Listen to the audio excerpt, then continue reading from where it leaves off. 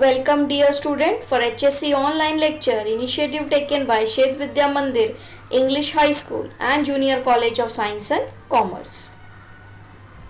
I am Ms. Ragini Singh, Assistant Lecturer of Biology, and today we are continuing with our chapter Human Reproduction Module 2. Before we start, I request you all to please be seated with your notebook, pen, pencil. Let's recall what we studied in the last module. In the last module, we studied about the male reproductive system, and that is the TS of testes, including with the other accessory duct also. So your male reproductive system, which consists of the TS of testes, the outer covering is called as tunica albuginea. Internally, the testes is divided into lobule via septum.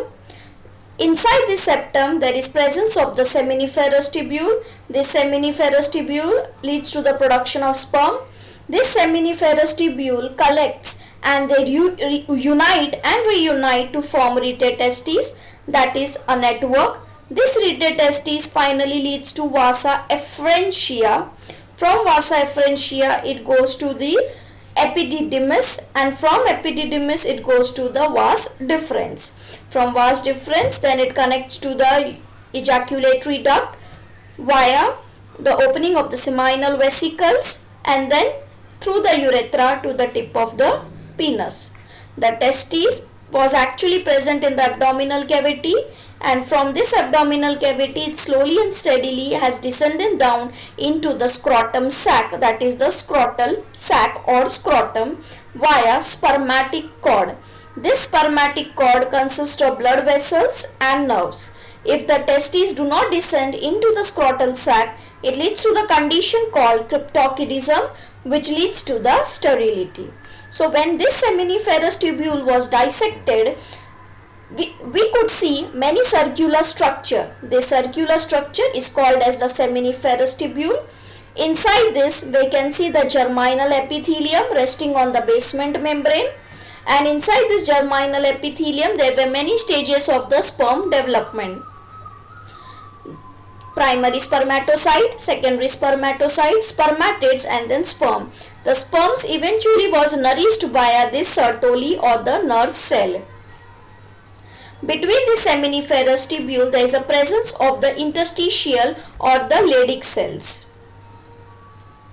This interstitial or the Leydig cells is secreting the hormone testosterone, because of which the male develops the secondary sexual character. So this is the important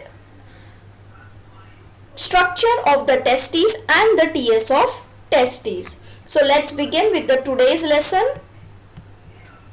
Reproduction, already we have defined and divided into asexual and sexual, and we are still continuing with the sexual reproduction in animals. Male reproductive system will continue with the glands. The very first gland is the seminal vesicles. Now what is the function of the seminal vesicles? It is a pair of glands lying on the posterior side, posterior means behind, of urinary bladder. It secretes an alkaline seminal fluid which contains fructose, fibrinogen and prostaglandins, and all these three structure is very important and it has its own unique function. It contributes about 60% of the total volume of semen. Out of 100%, remember, the seminal vesicle contributes 60% to the total volume of semen. Fructose provides energy for sperm movement, while fibrinogen coagulates the semen into the bolus for quick propulsion in the vagina. What is the function? It contributes to 60%, and the fructose, it provides energy for the sperm movement. As the fructose is the sugar, the main function of the sugar is to provide the energy, while fibrinogen, it does the work of coagulation. Whereas the prostaglandins, it stimulates the river peristalsis in vagina and uterus, aiding faster movement of sperm towards the egg in the female body. So this prostaglandins has to be released into the once it is the sperm is in the vagina, the prostaglandins, it stimulates the river peristalsis and uterus. so that the sperm can cross the vaginal reproductive tract and it can reach the egg which is in the fallopian tube. Last module we studied about the penis, we studied about the testes, epididymis, vas deferens, ejaculatory duct. Whereas if you see over here, there is a seminal vesicle and seminal vesicles are paired structure. If you see over here, there is two seminal vesicles and they are paired structure and they will be releasing the seminal fluid. Prostate gland. The prostate gland, it is a large and single gland made up of 20-30 lobes and it is located underneath the urinary bladder. It surrounds the urethra and releases a milky white and slightly acidic prostatic fluid into the urethra. So let us see where is this prostate gland present. It forms 30% volume of semen. Remember, out of 100%, 60% is formed by the seminal vesicle, 30% is formed by this prostate gland. It contains citric acid, acid phosphatase and various other enzymes. The acid phosphatase protects the sperm from the acidic environment of vagina. Very important function of this acid phosphatase enzyme.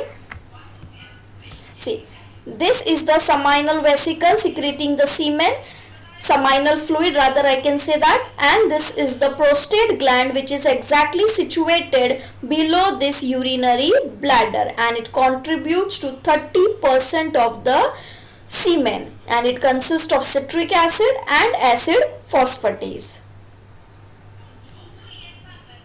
Cowper's gland, also called as Cooper's gland or bulbourethral gland. The name has been given as Cooper's gland or the Cowper's gland after the name of the discoverer. It is a small pea-sized and paired gland situated on either side of the urethra. This gland secretes an alkaline, viscous, mucus-like fluid which acts as a lubricant during the copulation. See, this is the structure of MRS, that is the male reproductive system. So this was the prostate gland. Its secretion is going to come, which is going to consist of citric acid and acid phosphatase. Whereas here you can see a small pea-like structure which is called as Cowper's gland or Cooper's gland. This Cooper's gland releases the mucus which acts as a lubricating fluid into this urethra, and because of which the release of sperm becomes very easy during the copulation. What is semen and what is its chemical composition, pH, etc. Let us study its physiology, characteristics of this. It is a viscous, it's not very fluid, it's not very, you can say, hard. It is viscous, alkaline, milky fluid. pH is 7.2 to 7.7, means it is slightly alkaline, and it is ejaculated via male reproductive system.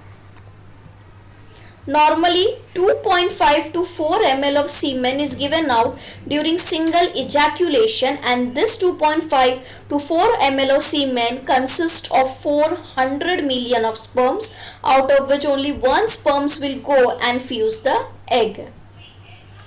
It contains secretion of epididymis as it is maturing in the epididymis, and the accessory glands. Now what are the accessory glands? Your seminal vesicle, prostate gland. These accessory glands provide fructose for nourishing, neutralizing acidity which consists of calcium and bicarbonates, activation for movement, prostaglandins. So this is a movement of the sperm from production to the ejaculation. Here the sperm develop as a tiny round cells in the seminiferous tubule of testicles. Hormones from testicles and pituitary gland help sperm the mature. They travel to epididymis and develop further for several weeks. From the epididymis then it goes to vas deferens. Then it travels to seminal gland where it is nourished by the semen fluid. From there it travels to the prostate gland and it mixes with the prostatic fluid. Finally, the bulbourethral or the Cowper's gland releases the lubrication and the sperm is ready to exit during the ejaculation. So this is the complete journey of the sperm from production to ejaculation. All these accessory glands, that is the Seminal vesicle, prostate gland and in addition to the Cowper's gland are very important in the helping of the sperm to reach its destiny. They are actually making it mature and making it well prepared so that once it is released in the female reproductive tract, it can reach its target, that is, it can actually go and fertilize the egg.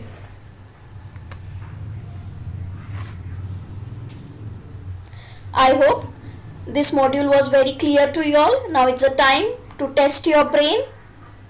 Which of this is the male reproductive organ in human? Your option is A. Sperm, B. Seminal fluid, C. Testes, or D. Ovary. Now since they are asking about the male reproductive organ, the answer is testes. Your second question is, what is the pH of semen? It is slightly alkaline, that is pH is 7.2 to 7.4. Your third question, what is the function of acid phosphatase enzyme in prostatic fluid? As we know that whenever the suffix is ASE, it is consisting of the enzyme itself. The acid phosphatase protects the sperm from the acidic environment of the vagina. I hope you all got all the answers right. Now take down your assignment, the most interesting part of every module. You will explain the following parts of male reproductive system along with the label diagram showing this part, that is the testes, vasa differentia, epididymis, seminal vesicle, prostate gland and penis. You can prepare your answers and write down in a proper caption format, underline all the important words so that in exam also you can just refer your notes.